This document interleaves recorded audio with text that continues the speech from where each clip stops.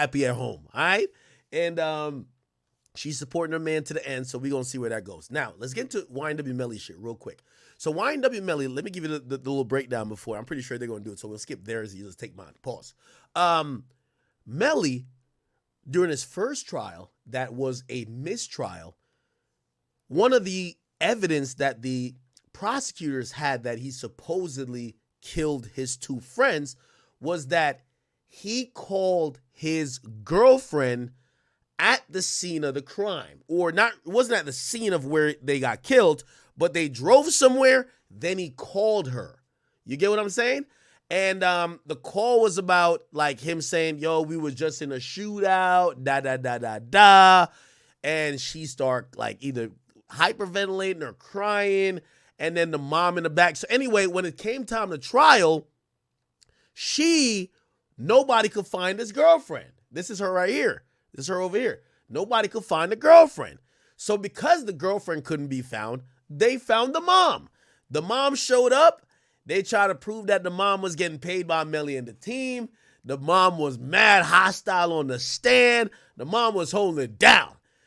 The daughter, who was Melly's girlfriend, nobody could find. They now found Melly's girlfriend. Or ex-girlfriend, that's what they're calling her. They arrested her at Miami airport. Watch this. A wild new update in the Cortland. Here we go. So this was the mom. The mom was acting mad, not cooperative, right? And here we go about the arrest. By the way, this girl, this was his ex. Basically, she was like basically trying to she was dating one of the guys. No, not dating one of the guys. My bad. She was dating Melly, and nobody could find her for court, but she did an interview. Like, what the fuck? Like, imagine the police looking for you and the court looking for you. Nobody can find you, but you do an interview, right? So let me just go back to that. To cooperate with law enforcement. Objection. Asked and answered. Different question. Why don't you come sidewalk?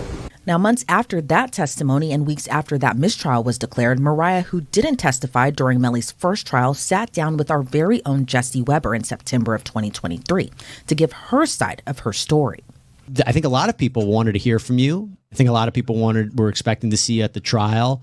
And there's been some issues in terms of what's been happening with the police. If you can explain to people why we haven't seen you or heard from you. You guys haven't seen or heard from me because I'm currently wanted. What the fuck? Why would you do an interview and just say that? What? I've tried to get the warrant lifted plenty of times, but it's just been like a constant battle with my lawyer and the prosecutor. So I've just been, laying low, trying to get the warrant lifted before I could even come in and, speak my part. You said that there's an arrest warrant, it's still out, it's still outstanding. Why? Now, she's being facetious here because the arrest warrant is because she's not showing up for a subpoena to testify. And here's the thing. They would have lifted the warrant and not arrested her if she had complied, but she basically don't want to comply, or she want to do it on her own terms. She has a lawyer. She was doing this interview from a lawyer's office, and they were trying to figure out some way to lift the warrant without her showing up and testifying. And basically, the cops are like, no, you're going to show up and fucking testify. So at that point, she was still wanted. Anyway. Why do you feel comfortable coming out now and talking about this? Because I just want people to know that I'm not running because of like any money or anything like that. It's because I don't want to go to jail for something that I did. I don't want to go to jail for something that I didn't do or something that I'm not a part of. I just feel like people's looking at my side of this. They're looking at me wrong, and that's not what they're showing is not true, basically. Now, we've covered this a number of times at Law and Crime. Last year and months after the mistrial, there's been so many changes to the case. Now, let me tell you, and again, I know I'm cutting them off, but I just want to give you the details that you guys probably have missed. This case is interesting because according to the prosecutors, they believe that Cortland Henry, which is YNW Bortland, and also obviously anybody associated with Melly, including his girlfriend, managers, mom, anybody else, they're pretty much all like playing the song and dance, all to keep Melly from getting convicted. What is the song and dance? The song and dance is that no one is cooperating, right? So again, remember this case is based on circumstantial evidence. 2 people die in a car. They claim it was a drive-by shooting. There doesn't seem to be much evidence that would say that. It actually points to that the gun was fired in the car. Nobody has confessed. Nobody has said nothing. But they do need things that could prove the timeline and all these other things, because they do have a lot of GPS and other forensic data, including ballistics, that kind of could show certain shit. But they need people to verify certain things, but everybody goes ghost. So, for example, Bortland and his family, when they need somebody to come in, everybody's on vacation. They can't find half the people. They need Melly's girlfriend. They can't find her. So it's one of those situations where they already did the whole trial and got a mistrial, and now they need a smoking gun. Here's what's happening for Melly on the second time he's about to go to trial, because, by the way, they still haven't granted him bond. The judge scolded the Broward Sheriff's Office, or the head sheriff from the Broward Sheriff's Office, by saying, yo, you've had this guy locked up in Broward County Jail for 6 years. It's been, actually, he's going on 7 years. He's been locked up since 2018. It's going on 7 years you have him locked up. He's having health conditions according to him. His teeth are rotten because he got all these like diamond shit going on in there. His health is deteriorating. And, you guys have done a trial already that was unsuccessful. If he's claiming that, he's not allowed phone time, he claimed a lot of things. He actually filed it in federal court, where he's looking for relief from the federal government to say he's living in inhumane circumstances. Basically, the judge is even saying, bro, what are y'all doing? He's been locked up for 7 fucking years. You get what I'm saying? So that's all a part of it. And, they're going to put him back on trial. Supposedly it's going to happen this year, might move to next. I think it's going to be this year. It's just been taking too long. Like, bro, 7 years till a trial? And especially it's a high profile one. It's crazy. Obviously he had a trial previously, but mistrial. So we're going to see what happened with that. Anyway, here we go. They're going to explain how they arrested Shorty. One of Melly's attorneys is no longer on her arrest. She went out of the... Oh, and by the way, this is the last thing I was trying to say.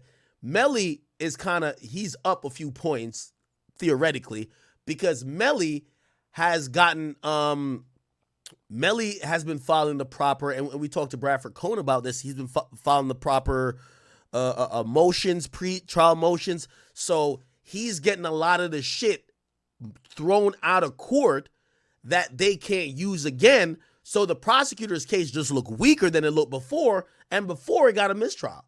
So if it looks like they're going to have to come in with the weaker case. That's why they're going so hard to try to lock up his ex, and they need these people now, right? Here we go. Country to celebrate her birthday. Did you warn her she might have... Oh, and apparently that's her lawyer. Okay, that's her lawyer. My bad, Chad. So that's her lawyer. She gotta look a little good. Okay. All right, Melly. Basically. Does she look like her Instagram business? Now, we've covered this a number of times at Law and Crime. Last year and months after the mistrial, there's been so many changes to the case. One of Melly's attorneys is no longer on the case. Somebody said, what makes it high profile? We watched every day of the trial. Like, it was a trial that got tens of thousands of viewers live. It was televised. It was covered day in and day out. It was a high profile trial, sir. More notably, the prosecution table will look a lot different for his second trial, when Christine Bradley was removed by the judge and later replaced by Alexandra Buckaloo. Now, Mariah's attorney tells Law and Crime he spoke with the prosecutor about a year ago about whether or not a warrant actually existed for Mariah. He was told previously there wasn't a warrant out, but then when the new prosecution stepped in, he was told there was an active warrant. So you can see how confusing this all got, and now she's being held in jail on no bond until she can get before a judge. Wow, so they're trying to force her to testify against Melly, or it's clear, by the way, here's the rumor, and we're just gonna say rumor. The rumor was that Melly paid her and her mom like an exorbitant amount to go on vacation, help them buy a house, for them to chill. You get what I'm saying? Back up, like fall back out of the way. And that's why she was, quote unquote, on vacation. She's not with him, so it's not like she just loves him and blah, blah, blah, blah. But she ain't, it don't seem like she want to testify and be like, Melly did anything wrong anyway. I'm joined now by Mariah Hamilton's attorney. That's Chris Barris. Chris, thank you so much for being here today. I got to ask, have you spoken with your client? How is she doing and what's she saying? I have spoken to her when she was arrested and also when she was transported to Miami-Dade County Jail. She's a little bit older now. She's 24 years old. So she's, it's still hard to be in a jail situation. She's never been in any trouble in her life. But she's okay. She's dealing with it. And we hope to get her in front of a judge very, very, very soon. And talk to me a little bit more about her arrest. She went out of the country to celebrate her birthday. Did you warn her she might have issues coming back, or did she even know that there was a warrant out for her right now? We talked about the possibility that there might be a warrant in existence. The prosecutor had, indicated to me at one time that there was a warrant. Other law enforcement had Damn, this nigga talk slow, man. Let me speed this bitch up. Holy. indicated to me that there was no warrant that they could find in the warrant system when they checked. So we did talk about that. I did not think it would be a good idea to travel internationally, because what happens is when you return to the United States, immigration, U.S. immigration, that is, will check the manifest of an airline for every passenger to determine if there's any warrants or any other holds on them. And I couldn't say either way whether there was a warrant. So my advice was not to travel at all. Yeah. And this warrant that the prosecution has, so is it kind of stemming from them wanting to talk to her more about the case? Or was this kind of a thing that, it happened with the old prosecution with Christine Bradley and was just put back into effect when Alexandra Buckaloo took over the case? Talk to me a little bit more about this warrant and what it all entails. Okay. First, we're using the term warrant. My understanding that this is a writ of bodily attachment which is civil in nature. I'm not sure at all what she failed to do. It's not clear because I haven't been presented with this warrant. I haven't seen it, although I've asked for it a number of times. I haven't seen any of the supporting documents for it. What I mean by that is when a police officer wants to obtain a warrant, they go in front of a judge with an affidavit claiming probable cause for, in this case, we're talking about an arrest, for someone's arrest. And they normally also present some supporting evidence for that affidavit. I have yet to see any of this. So, if what the prosecutor is saying, Ms. Hamilton had a court date and she failed to appear, well then, please show me the subpoena that she was issued to appear for that court date. All right, they bullshit, man. You know exactly why she getting locked up, man. They want her to testify and they want her to cooperate. And here's the thing. This might be a big break for the prosecutor because I'm going to be honest with you, she's not his current girlfriend. This woman, I don't know if this woman is down to hang out in jail till maybe the duration of the trial, which I think the trial last time took months. I don't know if she's down to just be in jail for months just to, in the name and sake of holding it down for Melly. She might just be like, all right, I'm down to get on the stand. And that's kind of how it works. If they've subpoenaed you, right, you could fight the subpoena. But if you refuse to adhere to the subpoena, or if a judge says, okay, no, the subpoena is valid, there's only a couple ways you could go by this. You could sit down with the prosecutor and say, hey, listen, I don't want to get on the stand, but I'll work with you in this capacity, right? Cooperate. Who knows? Maybe they're like, yo, I don't know. You have a video. You have an audio recording of him. Give us the audio recording, right? And then be like, all right, cool. We want to bring her up on the stand. Or it looked like they want to really bring her up there to question her. And I don't know if she could actually avoid that, which I think that's going to be the problem. All right. All righty then. All righty. Okay. Let me see what else is going on out here in the streets. Should we go with this one? I guess. All right. So,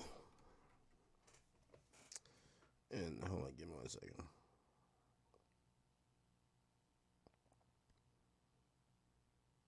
What the fuck?